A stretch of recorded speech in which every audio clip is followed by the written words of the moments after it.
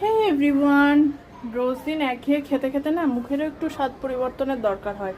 আর বৃষ্টি বাদলা যাচ্ছে একদম টানা, যদিও আজকে হচ্ছে না, বেশ ভালোই ওয়েদার। তবুও একটু অন্য ধরনের কিছু খেতে ইচ্ছা করছে। দেখাচ্ছি কি রান্না করছি। এখানে করছি চাল কুমড়ো। চাল কুমড়োটা রিঙ্কির বাড়ি থেকে এসেছিল, ওর মা এসেছিল এবার, তো আমাদের বেয়ান নিয়ে এসছে জমির চাল কুমড়ো ওদের। তো সেটাই আমি সর্ষে পোস্ত দিয়ে রান্না করছি। এটা একদম গামাখা করবো, হয়ে গেছে প্রায়। ভাতটা এখানে বসিয়ে দিয়েছি, আর এরপর চিংড়ি করব, দেখাচ্ছি ওটাও। এই যে এটা করেছি নারকোল চিংড়ি।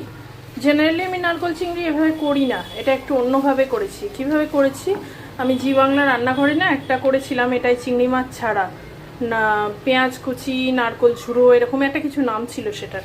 তো সেই সেম প্রিপারেশন আজকে করেছি, তার মধ্যে চিংড়ি মাছটা অ্যাড করেছি। ওখানে কিন্তু আমি চিংড়ি মাছ দিয়েছিলাম না। ইনকেস যারা পুরোটা দেখতে চাও বা কোন শোয়ের কথা বলছি জানো না, তাদের জন্য হয় শোটা আমি আপলোড করব, বা ইউটিউবে ওটা আছে বোধহয় ওদের চ্যানেলে, জি বাংলায়। তো এই লিঙ্কটা শেয়ার করে দেবো পরে। তো এই আজকের মেনু চাল কুমড়ো, চিংড়ি মাছ, নারকোল চিংড়ি।